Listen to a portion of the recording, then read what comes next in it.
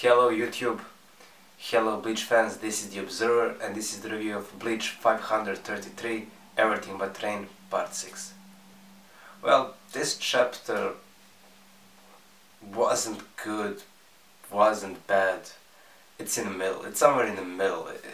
It was classical transitional chapter with actually nothing much special in it. It just probably is a bridge between, this battle which ended plus something new which will happen, which we don't know. But before all that, let me just give a short retelling of what happened in this chapter. Well, after Masaki gave headshot to that hollow from point blank distance, the hollow began imploding, and Ishin, in order to protect Masaki, jumps in front of the hollow, and when hollow imploded, he received solid damage, but they both survive eventually. Masaki starts healing the Ishin. Ishin asks, well, you're not probably ordinary woman, who are you? She was first reculant, but she says in the end, well, I'm Masaki Kurosaki, and I'm Quincy. And afterwards we see Ryukin and Katagiri in the air. When Ryukin realized that Masaki is not anymore in danger, well, they just leave, which is extremely odd, but I will talk about that later. Afterwards, well, we see Aizen in Soul Society.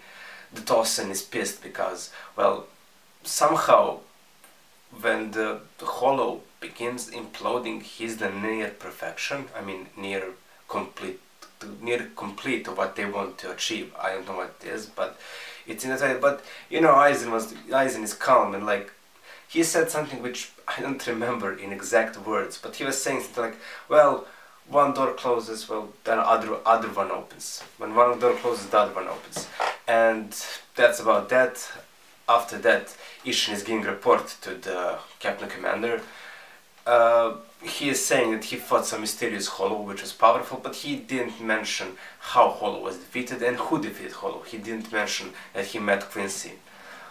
And after that, both Masaki and Ishin are daydreaming. They daydreaming because for Masaki it was the first time she ever met a Shinigami. For Ishin it was the first time that he ever met a Quincy, and they're both such interesting figures, and they're both saying, well, I should have asked him his name, or I should have asked him who he is, or something like that.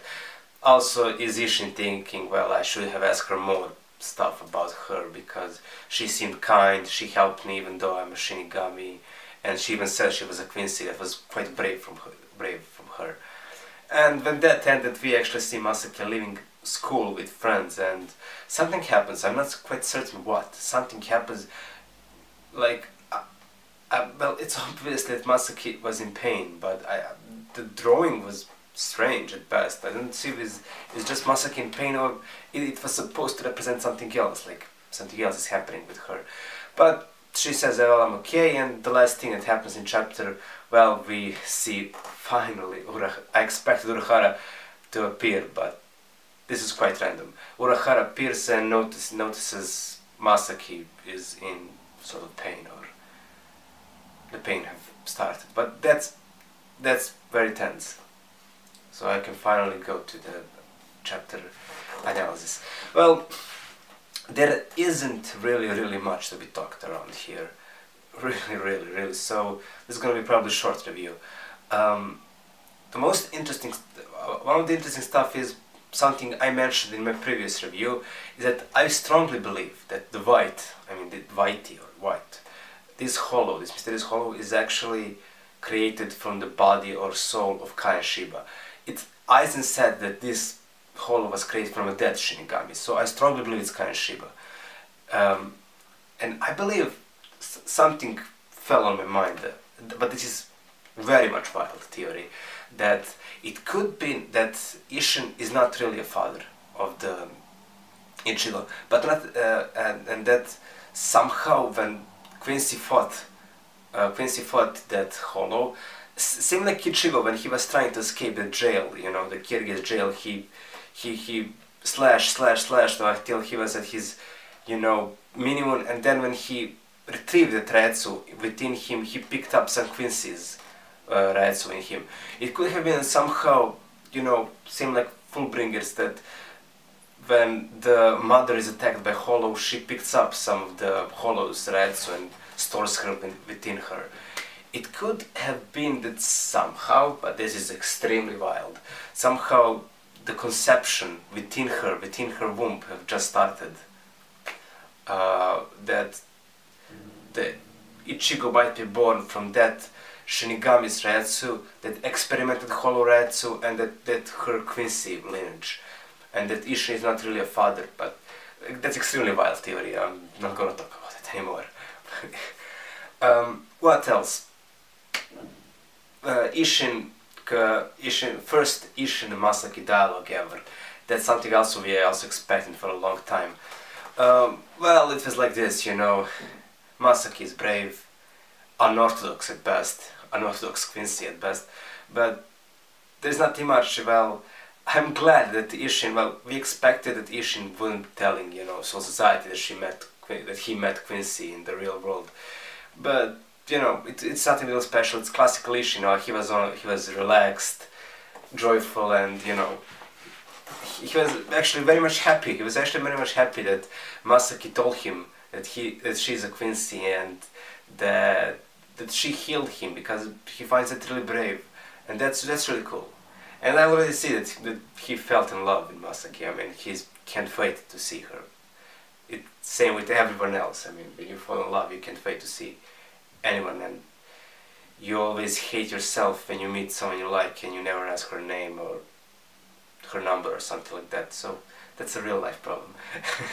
But that's that regarding that. There probably is going to be more development among those two characters, and there is nothing else to be said around here. Everything I said regarding the Ishin's character, regarding the Masaki's character, I have said in previous review. The most odd thing about this chapter was Ryuken's reaction. I mean, Ryuken and Katagiri in air. Kubo has tricked us with this one. It's obviously that Ryuken is fully dressed in armor and has a special weapon. Also Katagiri has a special weapon, we see that. But you know, Kubo is giving us just foot and later just, you know, head. And we can see, why haven't you given us the entire illustration, the entire drawing of, you know, Ryuken in his Quincy armor? That would be awesome. Why? But disregarding that, Ryuken's decision was very strange. I mean, there is Masaki, obviously wounded, standing near the Shinigami. She's healing him. And if Ryuken knew anything about Shinigamis, he knew that Shinigamis are the enemies of the Quincy's, that they can't wait to attack or to experiment on Quincy's, and that's why I find it odd when he saw, you know, she helping Quincy. He was like, yeah, let her do that. We're going home, because you know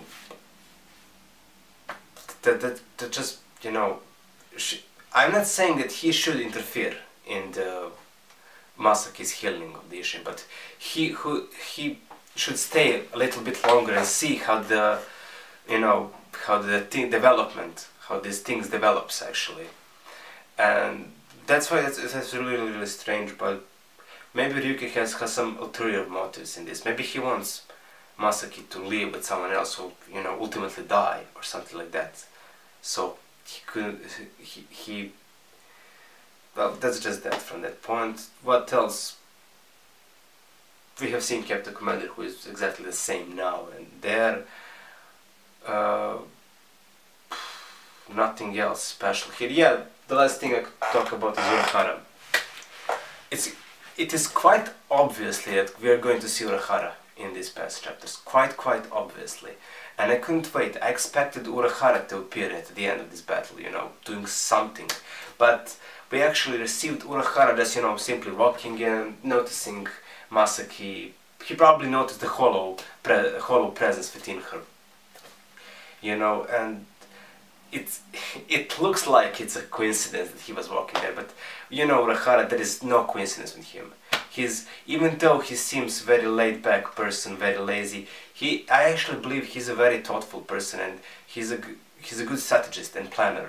So I believe he, you know, he was maybe watching the battle from the shadows, could be.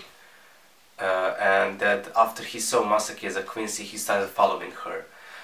But we don't know that, we don't know nothing, but it will be interesting how Urahara will talk to Masaki, or, you know, this is Kubo, he probably not going to talk. That's about everything we have seen from Urahara.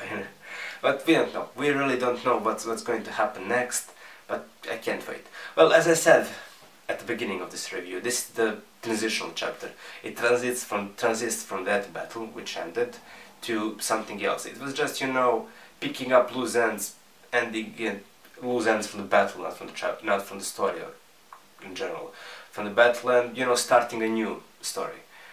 So I can't wait to actually see the next chapter. This was, I can't even give this a score. It was just in the middle. So that's it. That's all I could say regarding this. Well, last thing I could say, probably Urahara is gonna have something to do with, you know, creation of the Ichigo. Well, that's all something we knew from the start, but how he is going to help with the creation of Ichigo, I mean, the birth of Ichigo, is unknown, and we don't have enough information to talk about that. So I leave that. I'll speak about that maybe more further in the next chapter review. That's it. Thank you for watching. Goodbye.